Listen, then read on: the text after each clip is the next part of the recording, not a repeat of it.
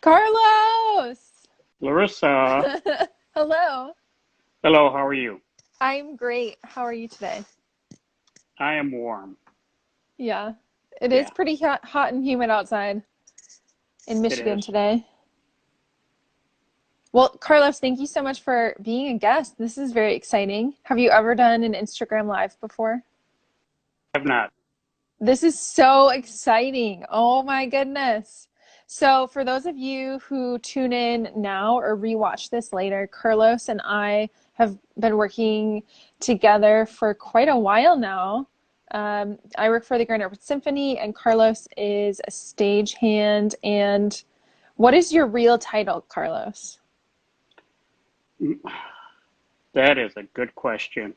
Um, I guess my main title is that I'm the house electrician at the Van Andel Arena, but Yeah. I have been working as a stagehand since 1994.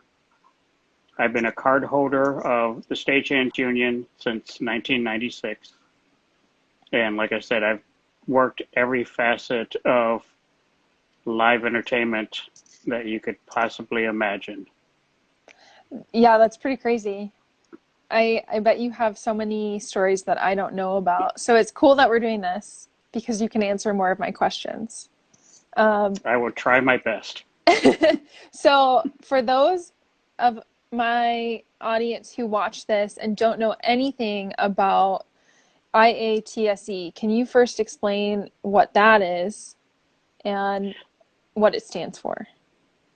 What it stands for is the International Alliance of Theatrical Stagehands.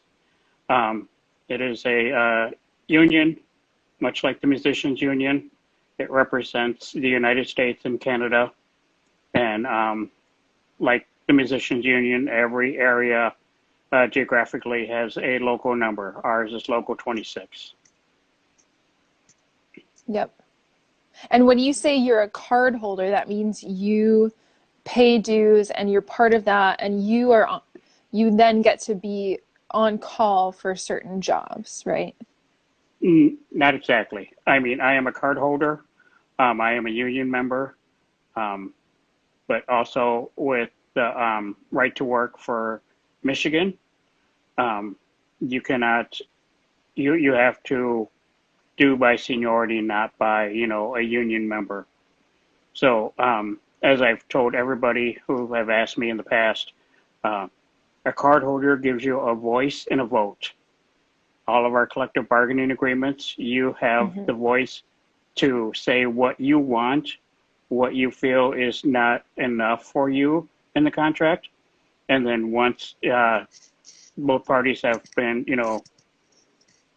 come to the point, you get a vote on whether or not you want that contract or not. Okay. And what what types of, I mean, how many people are in the local 26? Is it thousands? It's not thousands. Roughly offhand, it's about, uh, I'd say 300, 350, with about 125 being union members. Okay. And then what venues utilize those workers? Um, we have DeVos Place, DeVos Performance Hall, Van Andel Arena. The Grand Rapids Symphony has a CBA with them, the Grand Rapids Ballet, um, Miller Auditorium down in Kalamazoo, Michigan. Um, and we also, Forest Hills Fine Arts Center uses us for their productions. Hmm. Deltaplex, we have a CBA with them as well. And that's the list I can think off the top of my head right now. Okay. So, Carlos, how did you get into this? Being specifically being the head electrician, like what has at the Van Andel Arena, what has been your trajectory since high school for getting there? Well, since high school, it started off with an event here in Grand Rapids, Michigan, Festival of the Arts. Um, you know it, but I'll explain it to everybody else who might not be from this area.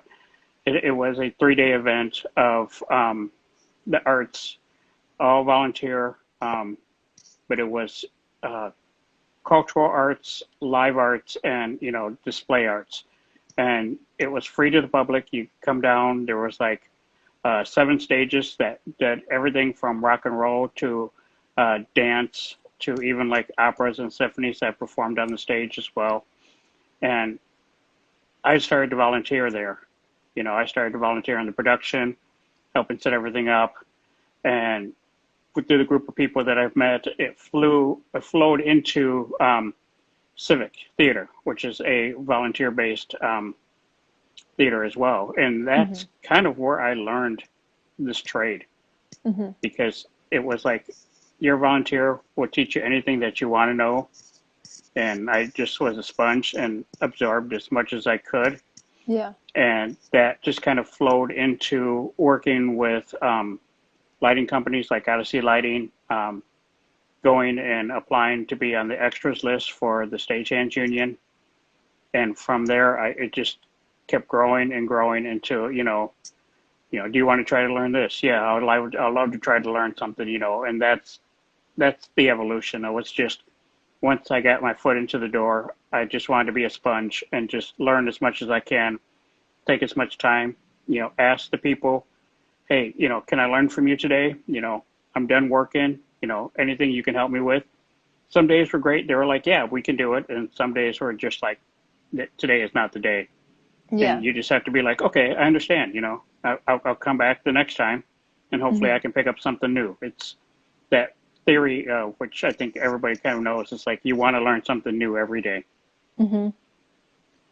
Yeah.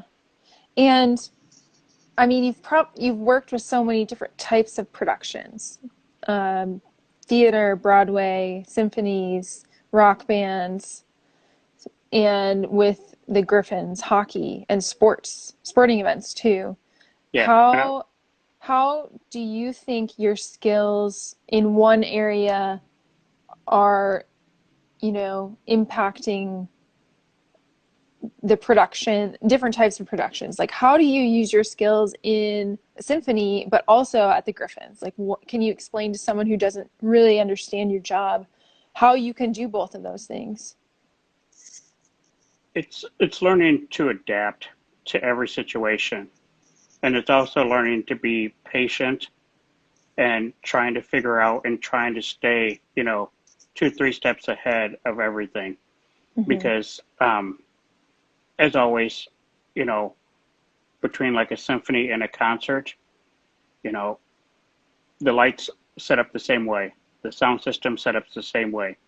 You plug in a microphone the same way you would plug it in for a guitar or for a violin. Um, it's just knowing the areas that you need to work on first and foremost, and having that plan or listening to the person that has the plan. Mm-hmm. And, as long as it's safe, going, okay, you have the plan, we're going to Yeah. do it. And every plan is different for every event. Yeah. Especially at the symphony.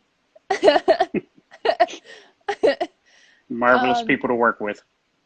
I know that we've, at the outdoor concerts like the John Ballpark Zoo and Canonsburg, and then inside DeVos and at private venues, we have so many different layouts and stages and setup needs, and it's different, like you're saying, every single time. And many times you have to work with a different point person, I feel. So I think that you have a lot of skills discerning what people are really asking and what they want. And even though they don't have the terminology that you would, as an electrician, I think that you do a good job of translating that sometimes. Thank you. Uh-huh. Yeah, it's also experience, once you have that experience, once you have the, you know, X amount of load-ins under your belt, you can be like, okay, I understand what you're trying to get to. Mm-hmm. If that person really isn't, great at communicating with it, you got to learn to, say, is this what you're trying to do, without stepping on that person's toes and making them feel, him or her, that, Yeah. they're not, they're not the leader. Yeah. Julie just joined us. I know Julie's joined us now. um, so, can you describe the thing that you love the most about your job? I believe the thing that I love the most is how different the job is. Every job is different. It's Hmm. the same principle of, putting up lights, putting up a sound system, putting up a stage, having a performance, and in some cases just putting it all back in the vehicles and the trucks and everything. But what makes it unique is that the different people that you work with, the different personalities, via, like I said, the staff at the symphony, or the group of touring people from concerts that you see every so often because they just keep coming in with different acts. You form a bond with all of them, assuming Hmm. that you do like them and everything, and that they're nice to you. Yeah. Um, I think you do that well, Carlos. I try. I don't know if Julie would agree, but I try. And then for someone who doesn't know, how your job works, what is a typical, if there even is a typical shift like? Like how Um, many hours? Because I know you've told me stories about you working for like days on end without leaving a venue. uh, like a typical concert day, um, you could be anywhere from 7 a.m. to 8 o'clock in the morning. Um, The next day. and no, you would start at like 7 a.m., 8 a.m., and then you meet with the people. For my job, I figure out what they need for power, where I'm going to get them from in the electrical rooms, and I'm like I say, I'm there as an insurance policy. Just in case anything goes bad, I'm there to help fix it right away. But you never want to use the insurance policy. You just, you want everything to run smoothly. But, Hmm. you know, then you go do the show and then you start the loadout and then you could be anywhere from 1 o'clock in the morning to 2 a.m. by the time the last item is packed inside the truck. So anywhere from 7 a.m. to like 1 a.m., 2 a.m. in the morning is a typical concert day. Yeah. Now with like symphonies, you could go in 8 o'clock in the morning, set up the stage, set up the show, get everything, situated with the chairs and the stands, maybe have a rehearsal, have a performance, and Hmm. maybe if it's a multiple day event, you're leaving at like 10:30 in the evening to come back the next day for the second show. Yeah. And And then with concert or with sporting events, yeah. I could come in anywhere from like 2:30 to 4:30 in the afternoon, depending on how much data entry I need to do for group names, birthday names, sponsors, and then get everything ready before the doors open. Hmm. Run um, run the game. As I was about ready to say, run the show, but it's actually a game. And but then anywhere from like 9:30, 10 o'clock at night, you're done. Yeah. So it's like those are the three the most that are like totally different scenarios, and it all just depends on what's in front of the day and then what's like the next day after that, because you could have a concert one day Hmm. going into a sporting event and then, like go to a symphony or, a corporate event for multiple days. Yeah. So definitely every single day is different and a lot of variation. Yes. Yeah. And I wonder, do you have, because you have met so many different performers, do you have a favorite from your memory bank of meeting someone on a job or working for someone? I think the one that I enjoy was Carlos Santana. He just gave an amazing performance. And afterwards, there's this thing that we always do that, from the loading dock area, we make sure that we clear a path so that the talent can go right out to the buses, go right, to their next stop, whatever they need to go. So we kind of like made a path for him, and he came off the stage, back into the loading dock area, and he was just like, "No, come here." And he just wanted to say thank you to everybody, because he was like, "I understand that, with you guys and my road crew, you guys make it possible. You guys are here before me, you guys are here after me, but you guys make it possible for me to go out there and help entertain everybody. He's like, you guys are as much part of it as everybody else." And it was great to hear that, to Yeah. get some recognition, Hmm. because in this area of entertainment, backstage, you you do it because you enjoy it, but you know very well that the recognition is not there up front. You Yeah. know, like Yeah. performers, like musicians, singers, and all that. They're the ones that get the headlines, and Hmm. rightfully so, because they do have the talent. But you have the talent to support the talent.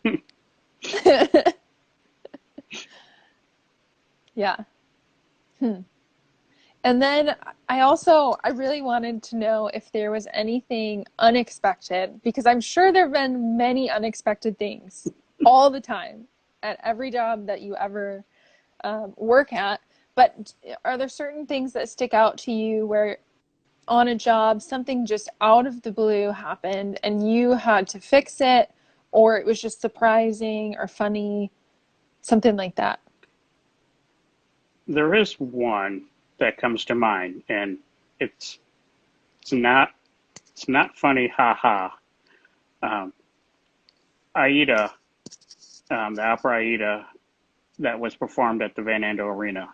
Mm-hmm. Uh, I believe it's like a cast of over 200 people, if I remember correctly. Um, so we had done the setup, we had everything ready to go. They had gotten into rehearsal mode, and this is so far back that I didn't have the house position that I had. I was just a general hand. Mm-hmm. So I was done for the day. I went home. I was like just, I think it was like a 10-hour day, and just ready to just relax.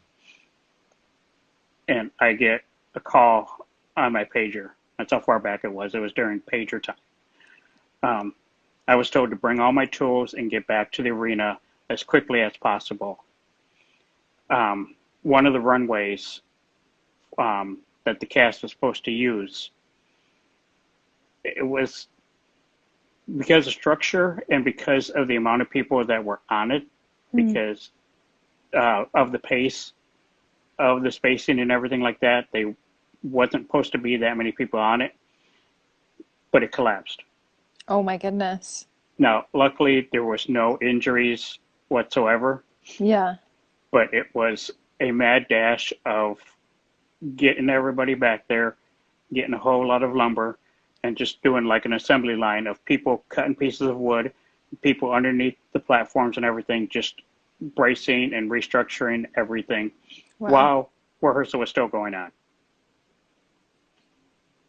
Yeah, that's the show That's must go unique. on, right? Yeah. That's pretty crazy. And you said that was at Van Andel? Yeah, that was at Van Andel. That was the first opera that they ever did at Van Andel Arena. Wow. Oh my goodness. And you didn't know when you got the notification on the pager what was up. You were just told to come back. I was told to bring my tools and get right back. Yeah, so that's definitely unexpected. And then just Yeah, not having full instructions, just showing up and just going with the flow and being yeah, flexible. Yeah. yeah. It's like, for the most part, just be short and brief with your message, and then just you know Hmm. go with the flow after that. Yeah. Hmm. It was it So was Carlos, another question for you. I know that you were the president of something for a while, and then you were also in charge of one of the Festival of the Arts. Is that true? Can you talk about those two things? Yes, I will. Um, I was the president of Local 26, Okay. uh, starting around 2014 for It's an election, it's elected position. So I ran, you know, so I was overseeing the executive board and helping out with negotiations for contracts. Hmm. And right before that, I was the co-chair for Festival of the Arts 2013. So Hmm. I had to oversee the budget, um, Wow. every aspect of the festival, and making sure that everybody needed what they need to make sure that their department was, working and functioning properly. Hmm. But that is a almost 2 year commitment. Hmm. You Wow. do a year beforehand just to make sure that you're understanding everything that you're getting into, and then it Yeah. becomes your year. And then actually the third year, you're an advisory.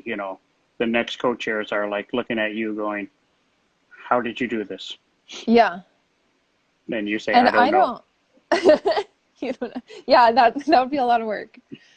I don't know a lot about that. Is it a city event or you said it's a volunteer event? It's a volunteer event. It's its own 501(c)(3). Okay.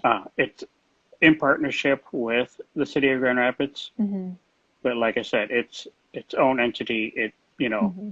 The Festival of the Arts makes up, what they want to do, who they want to bring in to, like for food booths. Food booths have to be a 501(c)(3) also. Hmm. Um, all of the performers are, non-paid performers.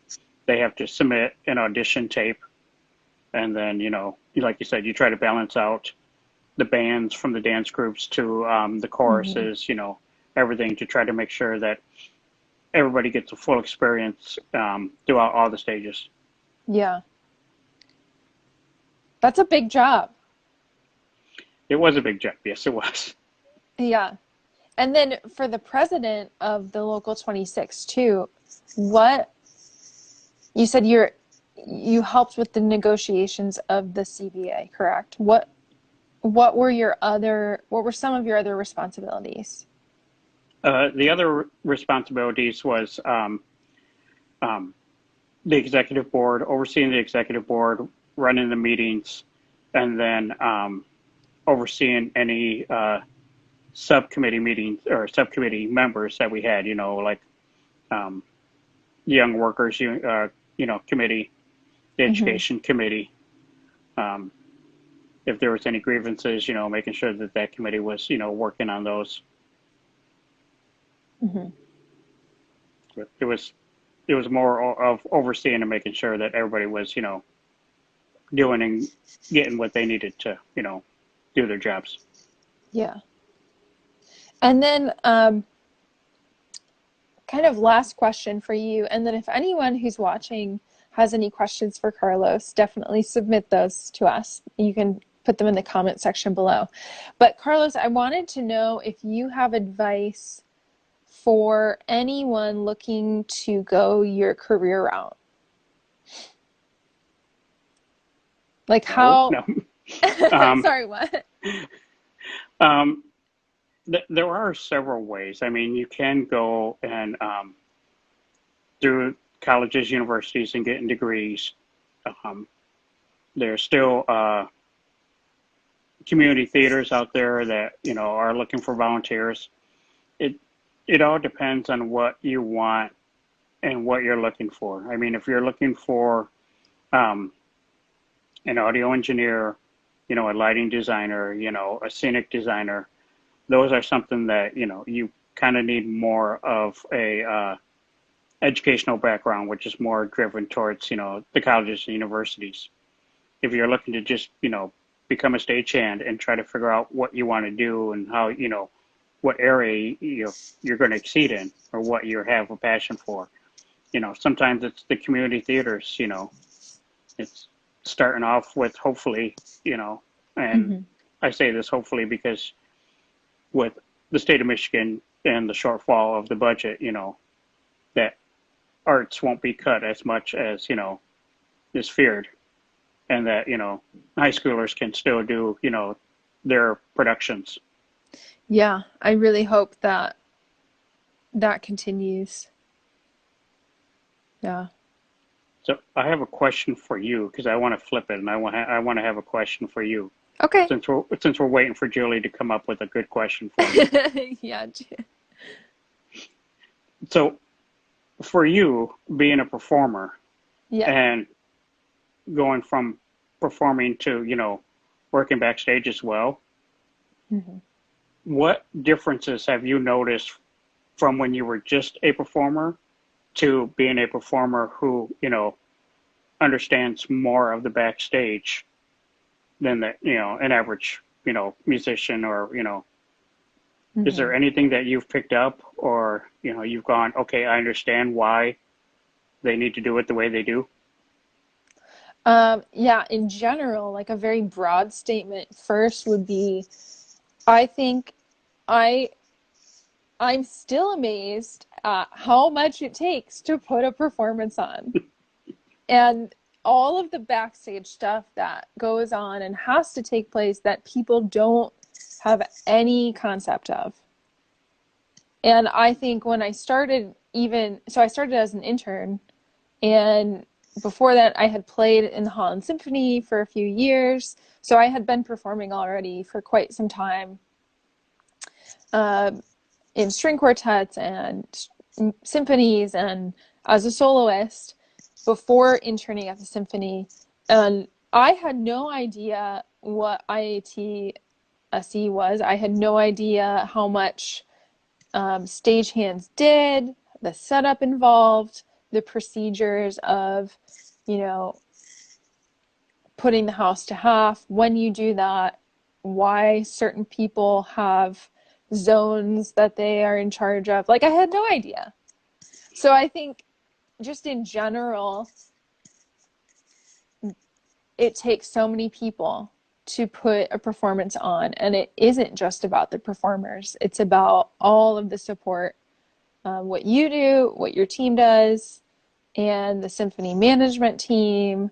And obviously, the performers are, the center of retention and a huge deal.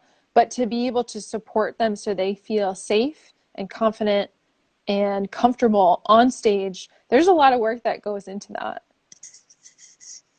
I like to say that it's organized chaos.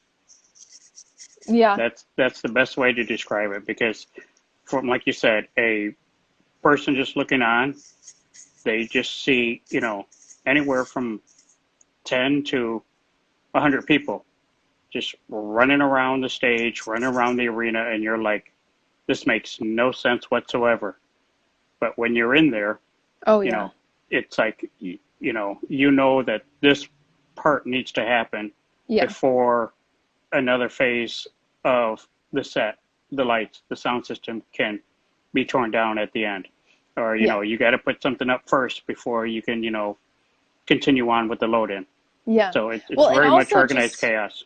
well, in the lingo too, like house to half, house to full, strike the stage, uh, upstage, stage right, stage left, and then all of your lingo for the electrical stuff that I don't even know about. And then the symphony staff lingo of, maybe not lingo, but the temperature requirements that we have and all the procedures for getting on and off stage, intermission, how long is intermission for this concert versus that concert, and then the lingo that you have to know for a rock concert, or like there's just so many different things and how to read a stage plot and measurements of things. It's or like, or which chair goes to which musician in the symphony. yeah, uh-huh.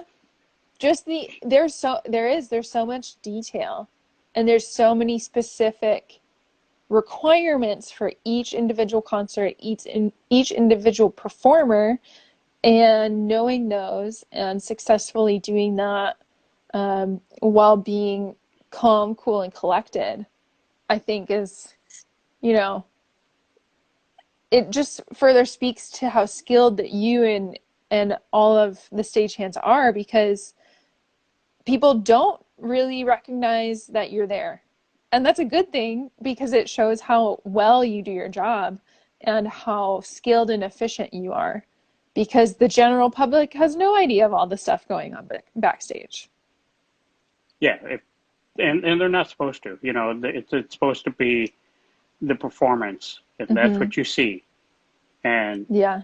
the magic of how the set changes from a train station to inside the house, or all of that. It's just it's almost like saying movie magic. Yeah.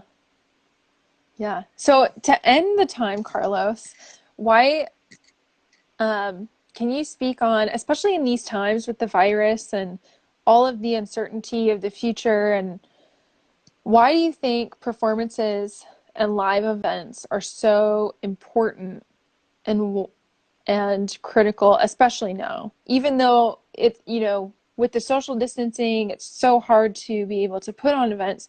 Do you think they're still valuable, and why? Um, yeah, like you said, it's going to take a long time to get back to quote unquote normal, but everybody needs entertainment, whether it's, going to a movie, going to a sporting event, you know, going to see a symphony, a Broadway, an opera. You know, it's just that people need entertainment to get a reaction from them, because like it's been told before, art is supposed to invoke thought, you know, Mm-hmm. and it's just something that I feel that everybody needs every once in a while. Because if you try to do the same thing over and over and over again, you get into a rut. You know, Mm-hmm. you kind of, you mentally start to, break down a little bit, and everybody needs those couple of hours of being entertained, of, just losing themselves and letting everything else that, might be in their mind go away for just a couple hours so that they can feel, whatever they want to feel about whatever performance they saw. Yeah. Yeah, I like that. Um, Art invoking thought. And especially now with so much division, and especially our country, I think that we need to be thinking, and art helps us to process culture and events in a different way. And I think that's really important. So I would agree with that. Thank you. Hmm. Carlos, this has been so good. Thank you so much for all of your support of my podcast and for being an interviewee tonight. Oh, you're absolutely welcome. It's my pleasure. Yeah. So thanks for watching, everyone. And thank you, Carlos, again. And this will also be up on my podcast this week on Spotify. All right. Thanks, Carlos. I hope you have a great rest of your week. You too, Larissa. Take care. Be safe. Yep. Thank you. Bye.